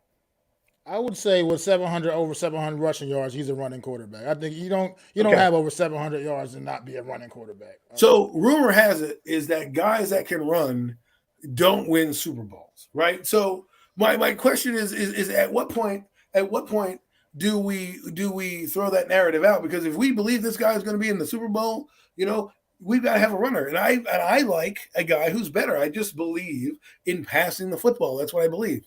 And sometimes they're going to take that run away. And he's a better runner right now than he is a passer. And that's a fact. We could agree that if you took away his legs, he's not as good of a passer right now. His passing helps set up his run. His run helps set up his pass. That never usually happens. Usually it's your pass that sets up your run. But his running helps set up his pass, because what he can do is he can drop back. And a lot of his running is on those scrambles on man drills. He doesn't normally run. My point is that I can expect more from the guy, because if you guys expect more from the guy, he goes, bro, if Jones is elite, if Jones is top next level and win a ring, then what, bro? I don't know. Mahomes. Why do we love that guy? Why do we love Joe Burrow? Why do we love watching Justin Herbert? I'm sorry that we can't have those. Well, they didn't win a ring. Okay, those guys are winning. Joe Burrow's winning. I can't admire to have or aspire to have one of those. I mean, there's nothing wrong with it. I mean, you're talking about talented guys. I'm not knocking, obviously. They're talking about very talented guys, obviously. But I just mean, right now, Daniel Jones. They tell you answer. Daniel Jones is the quarterback for the New York Giants. And he will be next year. And it's trending in a very good direction. I mean, at least definitely in my opinion. Where I came into this season him for the game. I praised him very neutral. I came into this game this season very neutral on my stance on Daniel Jones. Very neutral. I wasn't really one way or the other. I was like, he might not be the guy. Maybe he could be the guy. I think he's really, like I said, it's just the way when you look at a guy, you just know. When you see it, you know. And I know what I've seen in particular in these last couple of games, which have been important games for the New York Giants. And sure, we did come up short in one of them. But, like, in particular in this game here, I know it was against the Indianapolis Colts, who have had a terrible season, not considered a good team this year.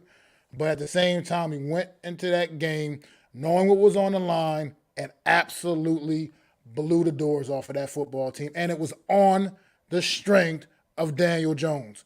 This was Daniel Jones putting this offense up on his shoulders in that game and elevating everyone around him. And you just know when you see it. I'm just not disagreeing with you there. But this fascination that people are trying to tell me that I can't get upgrades or do this or do that, or that I can't expect certain numbers from my quarterback is absolutely asinine. Yeah, sure, he's winning football games, but eventually those things are going to catch up with you. And you're going to have to show that you can do more than 15 touchdowns. I'm sorry. That's not an elite quarterback to me. That's an average guy to me. That just is. When I got a guy who's down the turnpike has the same more numbers than him in less games. I got a guy who has the same amount of touchdowns as him, played less games. My point is, yeah, it's not all about the rings. And this is an anomaly because the NFL has been weird. But the fact that people think this guy is an MVP, or that I have to like this guy because he's a Giant fan, or that I don't see improvement, I do see improvement. I just want more. I just want more of that. I see it. Okay, some of these boxes he's already checked for me his rookie year. So maybe you're surprised, but I saw some of this stuff already. Now I want to be like, all right, Daniel, all right, get me better. You already had a good season your rookie year in touchdowns and in running. Why can't I have that all the time? Why can't I have once Daniel again? Well, I'll go back to you once again. His rookie season, as bad as his team was, he still was throwing the ball to a better complement of receivers than he is right now. Even right now, while this team is still having more success. I mean, that's just facts. The offensive line was even worse than he has right now. And it was, and he got sacked a bazillion times. And he didn't play. He didn't play 2 games because he was injured, and he didn't play 2 games because he was the season. But the point, if you add those numbers up, right? If you want to get into numbers, and we extrapolate those numbers out, he probably has, let's say, 3,500 yards. Probably at that point, I'll give him maybe close to 29 touchdowns. Right? That would be in a phenomenal season, right? The next 2 seasons he falls off, and yes, I believe the offense happened, but I believe he also was in his head now. And in those games, he had 5 touchdowns against the Redskins one year. He played excellent game against Tampa Bay. Okay, in those 2 years. So the fact that I'm not like, oh well, he had 4 touchdowns. I said he had a good game. I gave him some roses, but people don't want that. They want more. They want me to be. Damn it, Adam, why don't you love him? Why don't you want to be his guy? Why don't you love him? Love him. He's a giant quarterback. And I'm telling you, like, listen, he's a good dude. He might be average, right? And that's fine. I mean, that's fine. You know what I mean? One thing, like I said, because when you bring up the rookie season, it's just like, all that tells me is that you know what this kid is capable of doing with a better group of guys. You know what I mean? But he wouldn't. He's still not going to be the. But that's what I'm saying. Is like he had a different offense. These guys are healthy, and they, he has a tight end. He had Evan Ingram, Darius Slayton, who, by the way, has the same numbers as he did that year. Same numbers, same exact shit. They had 8 touchdowns on. How many touchdowns has Darius Slayton? Yes, I think he has 3. But he has 44 yards, 44 receptions, like he normally has. I mean, it's kind of eerie to look at this guy. Like, he has 724 yards and 2 touchdowns, right? Outside of the touchdowns, those have been his numbers for the past 3 seasons, for the past 3 out of 4 seasons, right? Look at it. His let's go to his career stats. If you look at his career stats, right, it's kind of eerie. His first year, he had 740 yards on 48 receptions. In 2020, 50 receptions, 751 yards, 3 touchdowns, right? In 2021, his injury-plagued season, he had 26 targets and 339 yards. And then this year, he has 71 catches for 724 yards. Now, he has an extra game because, remember, the 17th game, I think, was first implemented in 2021. Am I right? Just last year. No, just last year, yeah. So for that.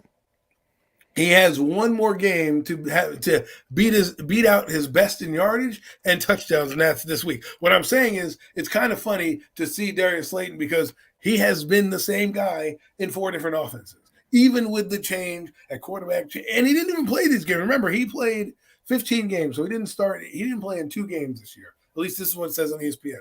He didn't play. He wasn't activated the first 2 games of the season.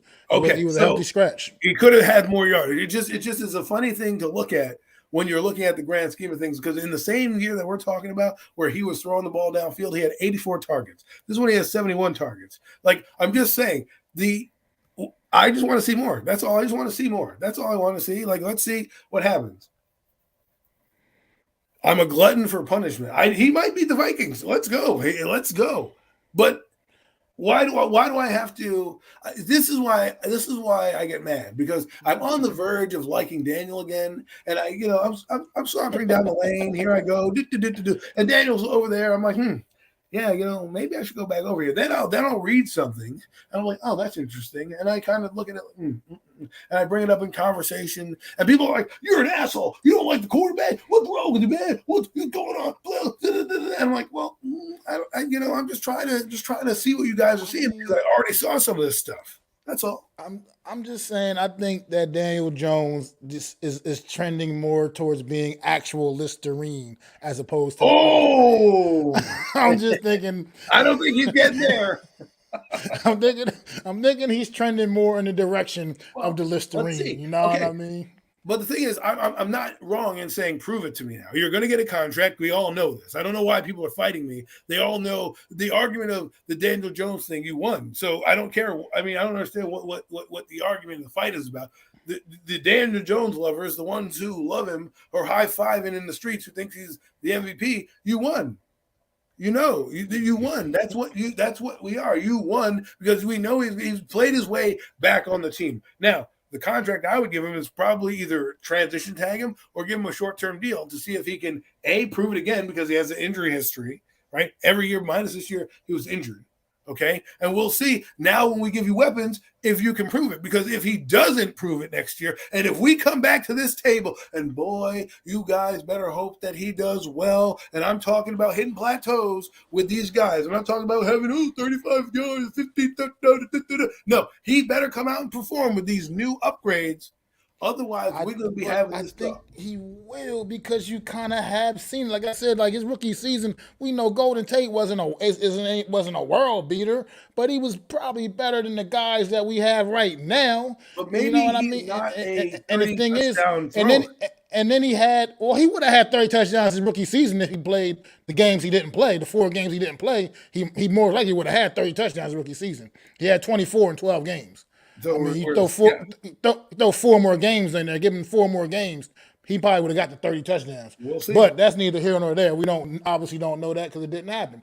But the point is, he's also dealt with 2 years under the Joe Judge tenure, which are basically 2 years that were a complete waste of his career.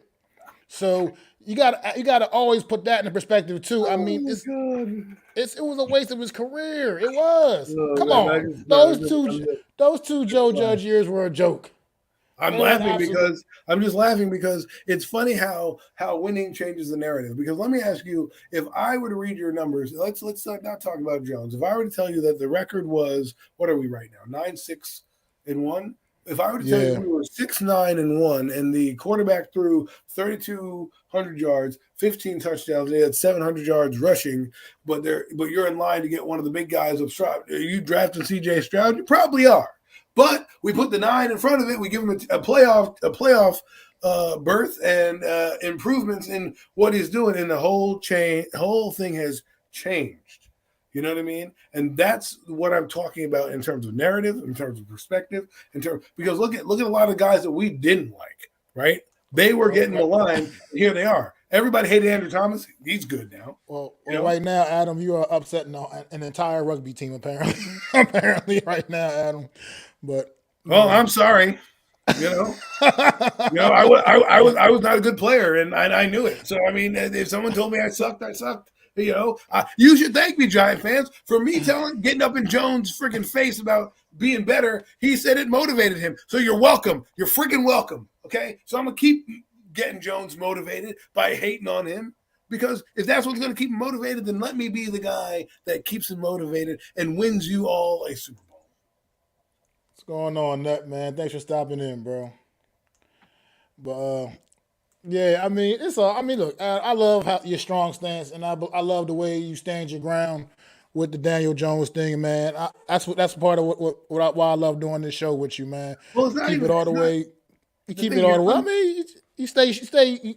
I mean, you're not. Let me break it down like this. Okay, Daniel Jones is a player that, to me, I don't. If you guys think that I hate him because I want to get rid of him, no, I'm giving you the opposite side of the Daniel Jones argument, the one that nobody likes to talk about, the things that nobody wants to point out. Because I watch him, I watch the games like you do. I study him closely. I see there's certain things he still needs to work on and improve. And yes, is it always? Maybe it is the Joe judging me that salted me up about him. Because remember, I told you. I like this kid prior to any of these people in this chat, probably. I guarantee you that. You can go back on Miz's channel, he's falling down in his living room when that guy's getting drafted. Okay? And you know what I said when he got drafted? When everyone was like, oh my God, he was picked 6th overall. And I said, well, I think the Giants reached, but he was a Giants quarterback. I believed that. That's what I believed in 2019. You can ask my wife, I can bring her on, she'll tell you the same thing.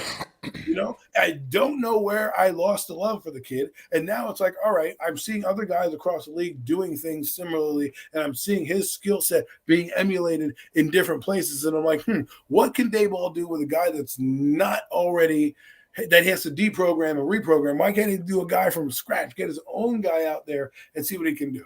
And finances is another reason why I look at this, because financially there are a lot of reasons why giving him a short-term deal is going to help out. People don't want to talk about the cap, but look around the league.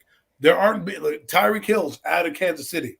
You know, I mentioned Amari Cooper is already traded. They can pay CD Lamb and the quarterback. So these things are going to have to come up. You may lose a player or two. You know, you just might, and it's who do you want to lose? A guy that you can get a smaller contract that might have more potential than the kid going forward, or do we do what the Jets do and we're just sitting here, you know, not being able to get anything? Because I'm just saying, once you get in that hole and we're stuck financially and we lose an Andrew Thomas or an Xavier McKinney because we can't afford him, that's what happens. So I'm just saying financially, there's a possibility. Everybody thinks I hate Daniel Jones. I used to love him.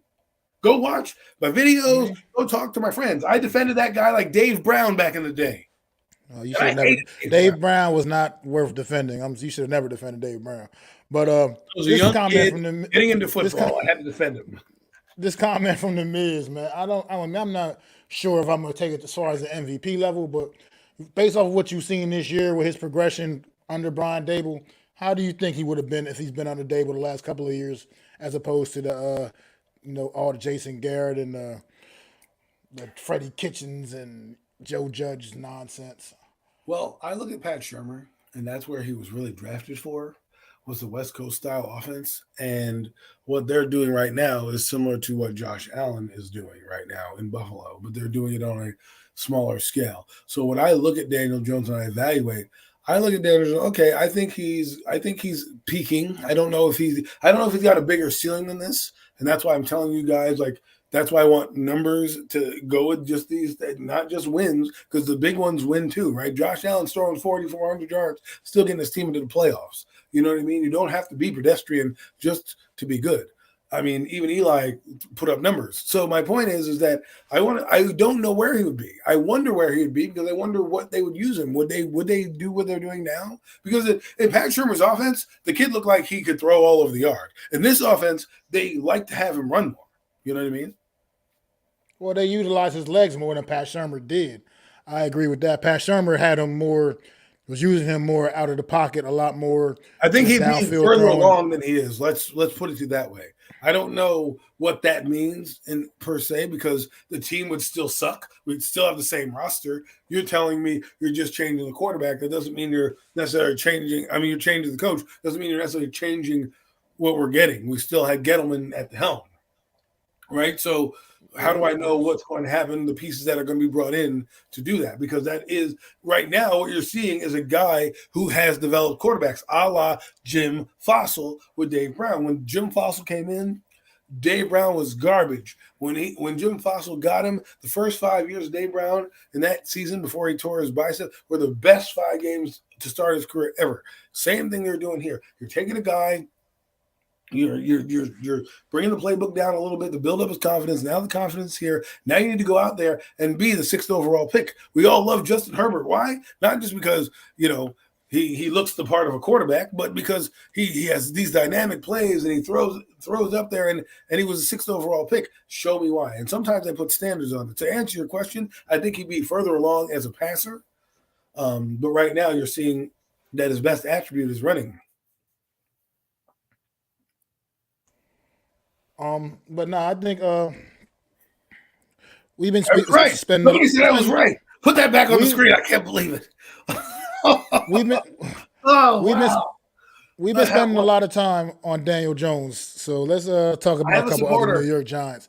Let's talk about a couple other guys like Xavier McKinney making his return to the lineup, captain of the defense. And he Ah, had seven tackles on Sunday. I mean, nothing spectacular by no means, but he seemed to be have like he seemed to be playing okay with that thing on his hand, whatever it is. As opposed, I mean, so I he was mean, just good. like Really good. Giants are We missed. getting. He looked like he was still in really good shape, so We that was a missed. good thing. He was kept keeping himself in really good shape throughout this whole process. Did you And did you watch the game? Did you rewatch the game or anything? Did you know the play with Landon Collins was McKinney over top of Collins when he undercut that ball? not You know, I'm sure wondering if if I noticed that. McKinney's presence helped that interception out. Now I think what it was a lot. I had to do with a bad throw, kind of. It was a True, but I bad mean throw, the way he played it. but I'm not sure. I didn't notice it McKinney over the top because Landon Collins is Nick Foles needed to throw the ball more to the outside, and he threw it Nick Foles needs way to retire. and he threw that. He threw it way too. He made it pretty easy for Landon Collins, honestly, on that play. Landon Collins reacted really well to the pass and just went up there Avon and Thibodeau. just took it. But yeah, getting healthy at the right time, the New York Giants, especially defensively. I mean, I don't know if we're going to get a Dory Jackson back in this I was game this saying, week. At I this was point, might as well not. At this point, let him just rest up and be ready for the postseason. But we're getting healthy. Got Ojolari's seems to be looking pretty good again.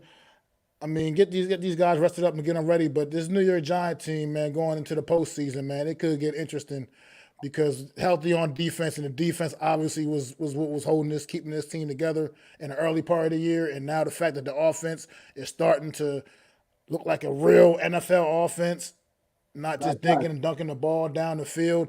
About New York time. Giants, man, we could be dangerous. Do I dare say we could be dangerous going into this postseason, man, this year? I mean, look, listen, that's been your mantra all week, all year. Anybody, we can play anybody anywhere, right? So why would it stop now?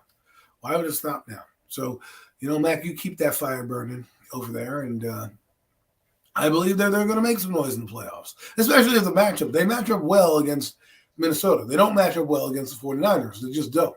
The 49ers, I think they could, defensively play with them, but, I think that the 49ers would be worse defensive matchup for us. Big Boss Mac. It's obvious DJ is more comfortable and operates much better out of the pocket. Since we don't have any reliable O-line, Boss and collapse so easily, he's more comfortable running away from D ends. Yes, that is true. He is a little bit more fluid. But all I'm saying is the stuff that you see now are what quarterbacks – I'm not going to get into it. We have a whole offseason to debate with this guy and go on to this guy. We spend too much time talking about this guy. Mac is right. I mean, Who are he's you? polarizing, man. Here's the big He's a question. polarizing figure, bro. Here's the big question. Let's start to get into the previews of the game. So the big preview that we're talking about right now, Eagles, Giants. What do you think the Giants should do this Sunday against the Philadelphia Eagles? That is a very good question. I believe we can't put our JV team out there against the Eagles varsity team. I think that would be not really a good thing, not only just for the Giants in general, for the Giants, because, I mean, obviously, we don't even really match up to the Eagles, you know what I mean, even if we put our best guys out there. So let alone putting our backups out there against them. I think we got to go out there, got to give these guys some reps. Definitely got to keep them fresh, keep things, keep the momentum going. I'm not necessarily saying play them the whole game. And to be quite frank, there's a couple of guys I probably wouldn't play at all. Like I said, like I just mentioned, I probably at this point, I'm not going to throw. I probably wouldn't even throw a Dory Jackson out there this week just for a random Week 18 game that means nothing to where the outcome means nothing. You know what I mean? I would rest up Leonard Williams. Well, the outcome does mean something. Well, I mean, not to us. Not for the Giants. Doesn't mean anything. Well, I have. Doesn't mean anything. This I mean, other than just wanting to have one more win on your record, but that I is mean, a good as far as we're going to be the 6th seed regardless if we win or lose this football game. So the point is, people like a Leonard Williams, somebody like that, I probably would rest up. Probably would have Azeez Ojulari on a snap count, Saquon Barkley on a snap count, guys like that. I wouldn't mind. I wouldn't mind seeing this offensive line really go out there and probably play most of the game or however though. You know what I mean? No matter who's playing quarterback, who's running the football, because I want to see this offensive line continue to grow. They played their absolute best game of the season on Sunday against the Colts. Offensive line looked really, really good. Daniel Jones was not getting the pressure that we're used to seeing him get. So I want to see this offensive line continue to grow and become better. And what better team to do it against than the Eagles, who have been just sacking quarterbacks like crazy this season. So I would like to give. I mean, like I said, I keep guys on the snap count, but I want to see guys out there getting some reps and still try to make this game as competitive as possible. I don't want to just throw our backups out there and concede this game to the Philadelphia Eagles. I say start him, and I went back and forth with this, and the reason I say start him is because you play 18 games for a reason. Brian Daboll should want to get 10 wins on his belt. I mean, that's an achievement. It's hard to win 10 games in the NFL. So go out and try to win one. And not for nothing, this game means a lot. You can eliminate the Eagles essentially from being the number 1 seed, right? Which means whether you like it or not, you have a team that you, one, need to beat to get off the schneid of just losing to this team constantly. That's one. Two, why not play the role of spoiler even though you're already in the playoffs? Why not? You know what I'm saying? Go out there and friggin' win a football game because, you know, let the intensity build up. Now, if you're getting blown out at halftime, obviously don't sit the guys. If your offensive line is struggling because, you know, they actually are playing a defensive line worth their weight in gold, then yes, maybe you don't want to play Daniel if he's getting beat up early. But if it's a competitive game, like I said, you start these guys and you try to end their season because you know what? They lied down for you and we got mad about them letting people just walk all over them and not letting them get to the playoffs. Well, how about you make a statement and say, we're not going to let you win the division. Fuck that. We're spoiling your Sunday. You're not winning the division. You're not getting home field throughout the playoffs because you got beat down by the team who's going to be the new representative in the NFC Championship game, the New York Giants. That's right. I mean, how about that? And I agree. How about that? I agree with what you're saying. I want to see our guys play, in particular because I'm also going to be at the game, and I didn't spend my money to go all that money for scrubs and not see Saquon Barkley run the football a few times and stuff like that. But I'm just saying a couple of guys I want to err on the side of caution with. Like I said, Leonard Williams dealing with this neck thing he's been dealing with. Right. I feel like let him rest up and have him ready to go for that game in Minnesota or San Fran, because that's pretty much the only two teams that we're possibly going to play against, either one of those technically, two. So, you could say, I know San Fran's not going to rest their players, but you could say everyone will rest your players, right? Because if San Fran rested their guys and Minnesota wins, they're the number 2, so there's a lot to play for. And those guys have things, but what I'm saying for the New York Giants personally, I'm worrying about the New York Giants. Right, no, and I'm getting to that point. You need to, as a Giant fan, go in there. You don't have playoff experience. Get it by playing these games that these teams need to play, because guess what? That's the type of intensity you're going to see come the following Sunday. So why not get experience right now? Because it's going to be a different atmosphere. I know we already went up there and probably going to beat Minnesota, but again, it's going to be raucous and loud, and it's going to be a little bit more amped up. So be ready, get that. I mean, against New England, how did they go into the playoffs? That team was 18-0 and wanted a record, wanted to keep winning. They didn't give a shit, right? So why not you go out there, Tom Coughlin would be sick to his stomach right now. He heard what we were saying. Go out there and play the fucking football game. You get paid to play. I agree. No. Go out there. I want them to play the guys. I just think err on the side of caution with a few guys that are dealing with a couple of little things. The Eagles, what I'm talking didn't have anything to play for. I'm not talking about sit the offense. I'm not saying I'm talking about you play these guys, but like I said, Saquon's been a little banged up a little bit. So you err on the side of caution. Run the ball a little bit more with Matt Breida. Run the ball a little more with Gary Brightwell. That's all. All. I'm not saying throw him out there at all. Yeah. I'm just saying the mindset is go in there and start, right? And don't worry about getting pulled out of the game. The coach will decide that if things aren't going your way. But I just think it's a good tune-up test because we've just played a team that inflated our ego, right? We played the Indianapolis Colts. That's what we call an inflate buster. You beat that team up. You're big and bad. Now you're facing a team who's going to be now playing for something. They're not going to sit there and say, "Oh, New York Giants, lie down for us." No, they know that they're probably going to have to come in and beat you in a dogfight to keep their hopes alive and win the division. And they got a lot on the line. So for me, they have a lot on the line. So this to me is the type of game I need to see my boys in. Because guess what? You're going to be in those dogfights going forward. They don't get any easier from here on out. So you might as well try this test, see what you happen, see how the game plays out. Because remember the last Eagle game, he said, "I want to keep the game close." Turn it around here, coach. Send a message that we're coming for the Eagles, regardless of record, regardless of what time of year it is, and let's try to win a game that we have one win in the division. One win in the division, and somehow we're making the playoffs. Okay, so we are 1-2 and tie. Okay, that's terrible. 1-3. Oh, excuse me, 1-3 and a tie and 1.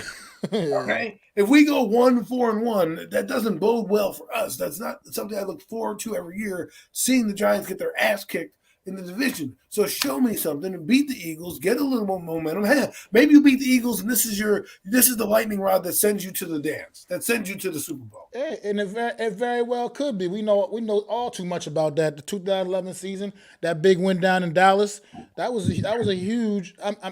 Against Dallas. It was in MetLife, I believe, but that was a huge win to end the season and going into the postseason that year. Well, we were winning the division. That was a divisional game. If we won, we were in, but we also won the division. So, Yeah, but that was like I'm saying. I believe in what you're saying with the momentum thing. I just, like I said, I want to go out there and definitely compete. And sure, I would love to be that team and go ahead and knock the Eagles off, give them a third straight loss, as well as knocking them down to the 5th seed. Can you believe I'm saying that after the season the Eagles have had, that they could possibly fall down to the 5th seed in this postseason? That would be a fall from grace, and I would love to be that team to do that. I'm just saying, with some of these guys, I just want to be a little cautious with a couple of guys. Not saying sit the all the starters, just be a little cautious with guys and just don't get too crazy. Different than sitting. To me, Leonard Williams, if he's banged up, I'm obviously not going to throw him out there. Barkley has had a banged up shoulder, I'm not going to throw him out there. But the question becomes, do you rest your quarterback? Because to me, this is a big one. Because to me, they're coming for blood. They are coming for blood. Okay, they don't want to lose. They already owned you in their building, in our building, so they know that this is the last chance for them to come in. Stakes are going to be high. Do you want to risk that with the quarterback? I'm saying, hey, listen, Daniel, you're going to earn $100 million. You might as well go out there and show me what you got. Let's see. I'm obviously we're going to see Daniel Jones, and I believe. We're probably about to wrap up soon now, Miz, man. Honestly, we just got a couple more things to talk about, bro. But you always want to come on. This is not a stream where we come on, man. Every week you want to come on. But at the same time, I lost my train of thought now. But at the same time, I think this team, I forgot what I was even saying. Shit. Eagles team.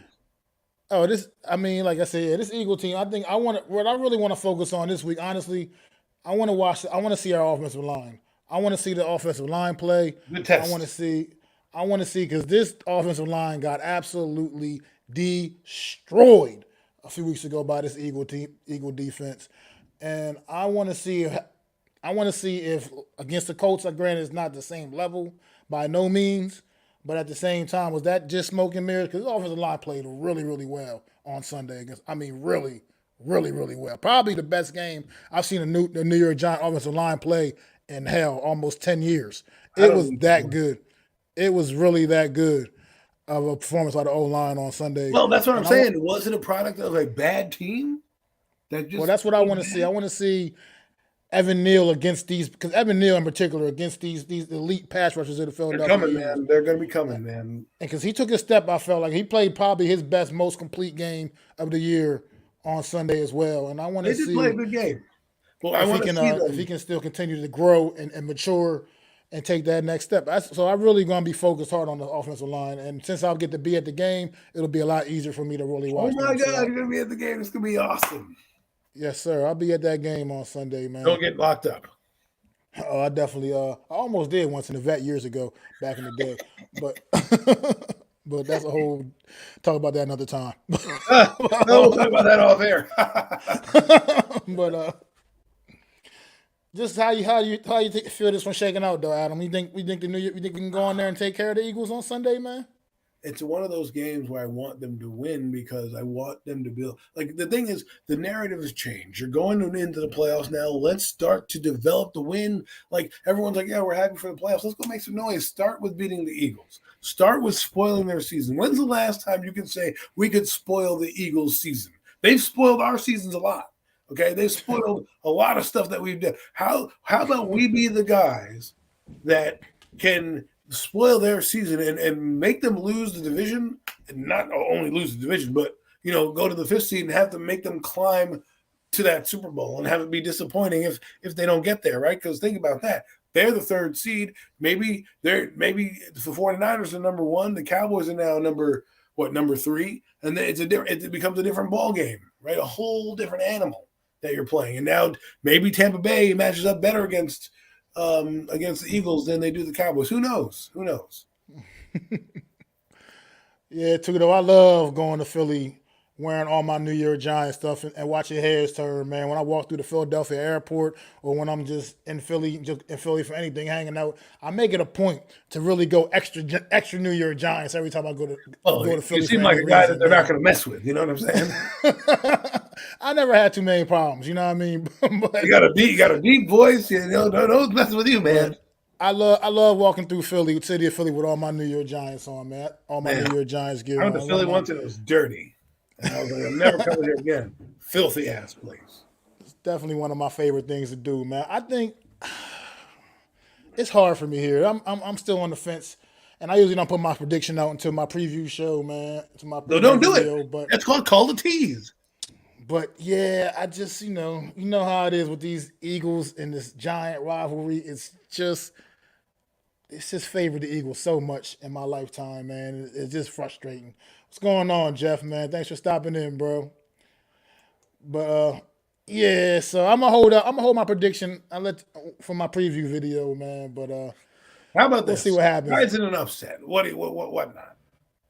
So Giants in an upset, Adam? Yes. Well, we'll see. I got a couple more days to mull it over, man. I finally picked the freaking Giants, and Mac is sitting here going, let me see. Not even really hinting at where he goes. Well, good for you, Mac. This is the fan Adam coming out of me. I'm going to give you the fan Adam since everybody hates me because I talk about the quarterback, and it's like I talked about their stepchild, and they're getting mad. Love you. We all love you, Adam, man. We all love you, bro. You'll hate it. But no more thoughts for me. All right. And we got one more game to briefly speak on. Because there's nothing really to talk about. Cowboys need this game. Do you think the Washington Commanders have any chance on Sunday of spoiling the Cowboys? I mean, not spoiling them completely. The Cowboys are obviously still going to be in the postseason, but do you think they have any chance of beating the Cowboys and spoiling their chance at a number one seed and a division title? No, I don't think the Commanders have any chance. You know how much chance they have? And it's about as much chance as Daniel Jones being as good as Montana. That's how much chance they have. Miz, that's a crazy comment, Miz. I mean, I love Daniel Jones. Come on, that's what I mean. This is why I hate guys. You know what I'm saying? You got to be kidding. You're talking about Joe Montana, man. Montana talking about four for 4 in the Super Bowl, bro. You're talking about a dynasty in the 80s. Oh my God, a guy who woo. See, that's what I'm talking about. No chance. Just like the Commanders, no chance that's happening. Yeah, I can't quite go there. I mean, like I said, I'm loving the Daniel Jones I'm seeing now, man. But I'm definitely Team Daniel now, but Joe Montana, he's not quite anywhere near that yet, bro. Got a long ways to go. The Washington Commanders have no chance. They're starting Sam Howell. If the Cowboys can't beat Sam Howell, then they don't deserve to be number one if they happen to win. Because the scenario is if they win and the 49ers lose and the Eagles lose, they're the number one seed. because they beat Minnesota. If Minnesota wins, there's so many different scenarios. It's fine. Yeah, but you're talking about a Cowboy team that struggled, that struggled But this is Sam Howell, man. I mean, against Joshua Dobbs. but he at least played in the NFL. He at least has sniffed an NFL locker room. This guy's been on the field not even on the field. He's been on the bench for 17 games. Okay, He hasn't even been there. He's been inactive for most of them. Listen, Cowboy fans, bring the screen close to your face right now. Okay, bring it to your ear. Whatever you need to do. Listen to me. If you lose to Sam Howell, pack your bags, bring your golf clubs, because you're not beating Tampa Bay the next week. I'm sorry. If you can't beat Sam Howell, then you cannot expect me to think you're going to go into Tampa Bay and beat Tom Brady. I'm sorry. So, hey, Cowboy fans, But know that. Sunday. that's why this game is so important for the Cowboys, too, like you just hit on. Like you said, if they lose this game, they're going down to Tampa Bay. They're going down to Tampa Bay on Sunday. I mean, or whatever day it's going to be, to play on the road in the playoffs, first round of the playoffs. Where if they win this football game, they give themselves a chance at a home playoff game. So it makes all the difference in the world, man. So, right. So, but see, the thing is this: if they're content with playing the Tampa Bay Buccaneers, then you say, "Fuck it, we'll rest everybody and we'll coast into the playoffs with the number 5 seed." Because the Cowboys could technically do that if they wanted to. That's what they could do. But because there's that little carrot of a number 1 seed, and if Mike McCarthy did that, I guarantee you'd probably be fired before they even got to Tampa Bay. You know, if they went out there and they lied down to the Washington Commanders, oh my God, I would not want to be a fly on the wall in that airplane ride home. If I was Mike McCarthy, I would be, Sean Payton would be on the horn. I'm like, listen, man, we're going to lose the game to Tampa Bay. We're going to hire you the next day. Okay, that's exactly what would happen. yeah, like I totally agree, though. I think the Dallas Cowboys are going to kind of come out here and make a statement against the Commanders on Sunday afternoon. I think they're going to do their part, at least, in trying to preserve their chances at a number 1 seed and the division title. You never know, man. And I just don't see. This Commanders team is done. They quit. After the performance I saw last Sunday against the Cleveland Browns, this Commanders team. Their coach quit too. No more respect, no more credibility at this point.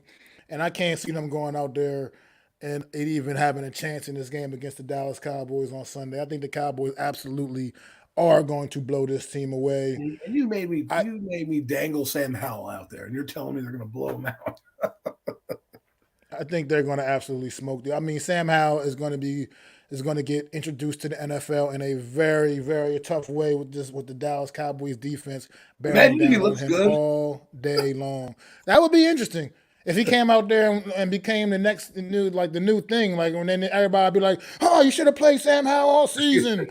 I can see that happening now, Mac. He comes out, throws 250 yards, 2 touchdowns. They lose by like a touchdown or 2, but Sam Howell's not the reason they lost the game. And everyone will be like, "Why didn't you start him 5 weeks ago?" Shouldn't have put Carson Wentz back in there. You should have started Sam Howell. Exactly. Oh my God! I mean, could he be any worse? I mean, he can't be. Carson Wentz's performance was terrible on Sunday. Like really, you wouldn't say how worse could he be? Like I said, I'm almost certain that the Redskins, the Commanders, are going into this football game on Sunday with Taylor Heineke, Sam Howell, and Carson Wentz is going to be a healthy scratch. I can't believe that game's at 4:00. Well, somebody brought up a good point as to why they probably don't want like they said, they probably don't want like that they played the game earlier and then say the Eagles and Giants game was at 1:00 or something like that, and the Eagles beat the Giants. Then they probably wouldn't want the Cowboys resting their players. They want to have both teams go out there and just play, go for it. You know what I mean?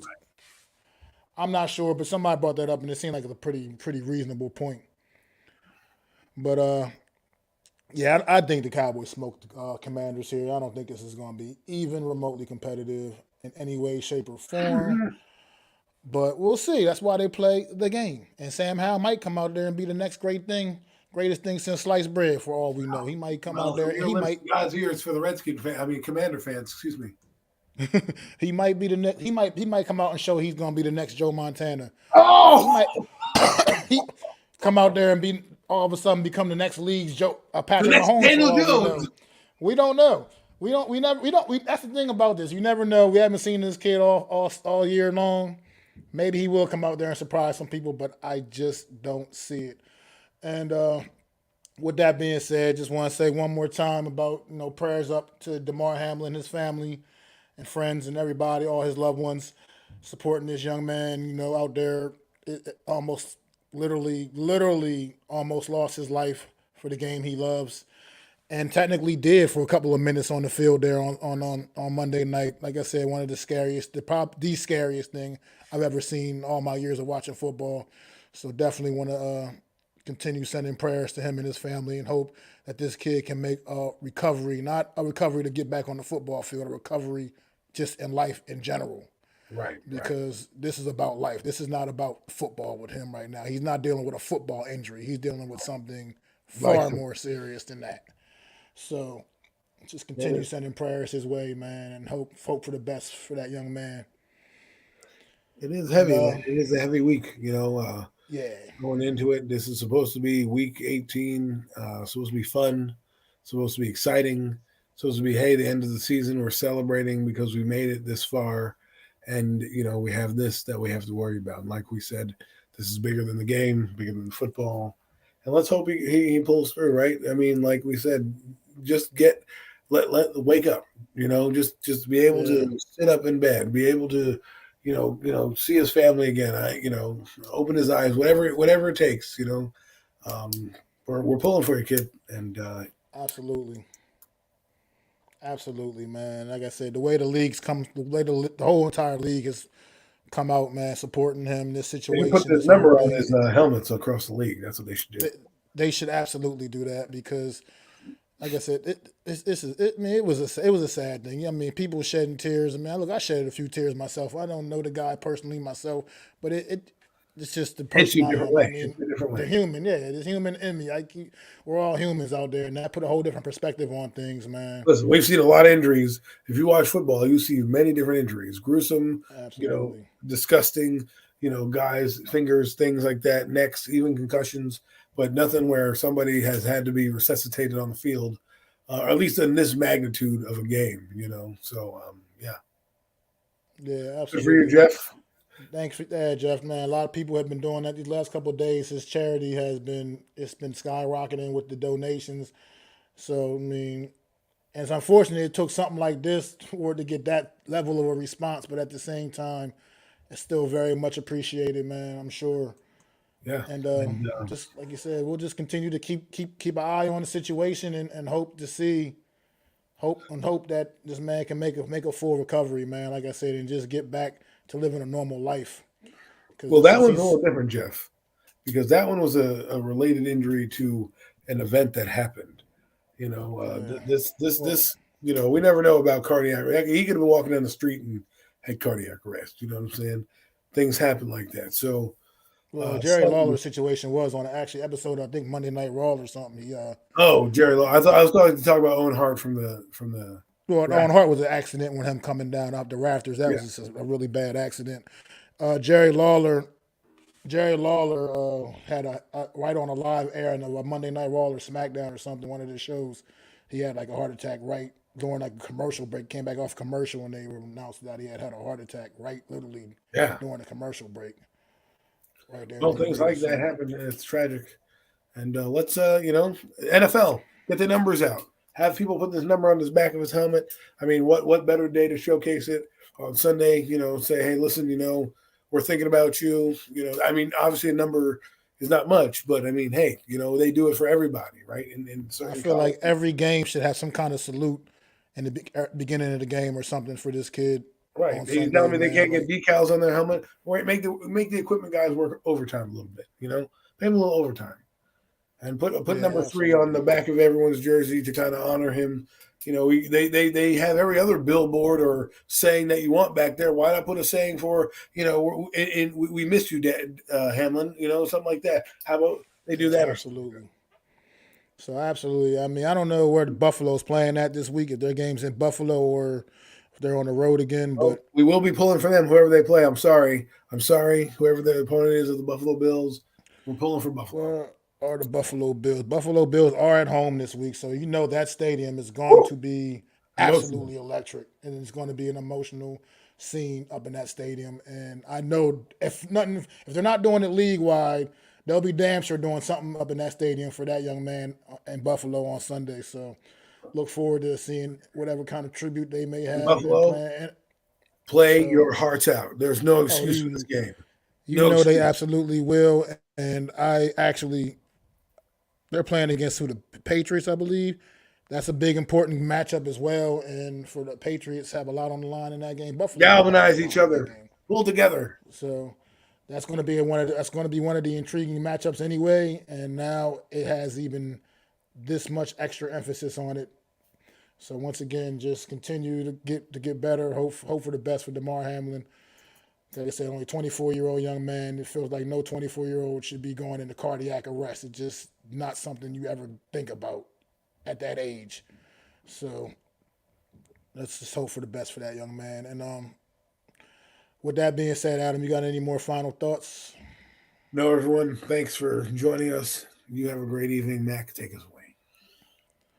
Yeah, I want to thank everybody, man. You came out, supported everybody in the chat, man. It's a great chat again, once again, keeping the chat booming. Appreciate everybody showing support me and my guy, Adam. We doing this. This is our last regular season edition of The Real Deal. NFC East. We made it. Round-Up. We made it to the end of the year together. We're still here. We're going to be rolling for a long time, folks. If you like us, the duo's not going anywhere. We're not breaking the band up. We're sticking with you guys. And we are going to have some postseason editions this year, y'all. 3 teams in the NFC East in the postseason, man. So we will be doing this until there are none. But at the same time, it's looking pretty good that the NFC East will be hanging in there until at least the conference championship games. So we will see what's going on. And thank everybody for chilling out with us this afternoon, this evening. And make sure you join me on Sunday for I can't. It won't be immediately following the game because I had to actually get on the highway and get back home. Come on. But I will still be doing an aftermath on Sunday. It's just gonna be a little later than normal. So make sure you come through Sunday after the game. Probably about an hour or so after the game. Probably took me about that long to get situated, get out of there, and get home. And be coming with that aftermath on Sunday after the game, following the football game, hit you with the good, the bad, or the indifferent, man, about that football game on Sunday in Philly, man. So make sure y'all check us out. Thanks, everybody, once again, for tuning in. It's y'all boy, Mac the Giants fan. Got my guy, super dope co-host Adam Costas. And we out, and we'll see y'all next Wednesday for a postseason edition of The Real Deal NFC East Round-Up. Pegs. I'd like to thank you all for listening. If you was feeling this, please take time to subscribe and smack them likes. Feel free to drop a comment and let me know what you think. Don't forget to ring that bell so you know when I'm dropping new content. It's your boy, Mac the Giants Fan. You can find me on Twitter, YouTube, and Facebook at Mac the Giants Fan. That's MACDA Giants Fan.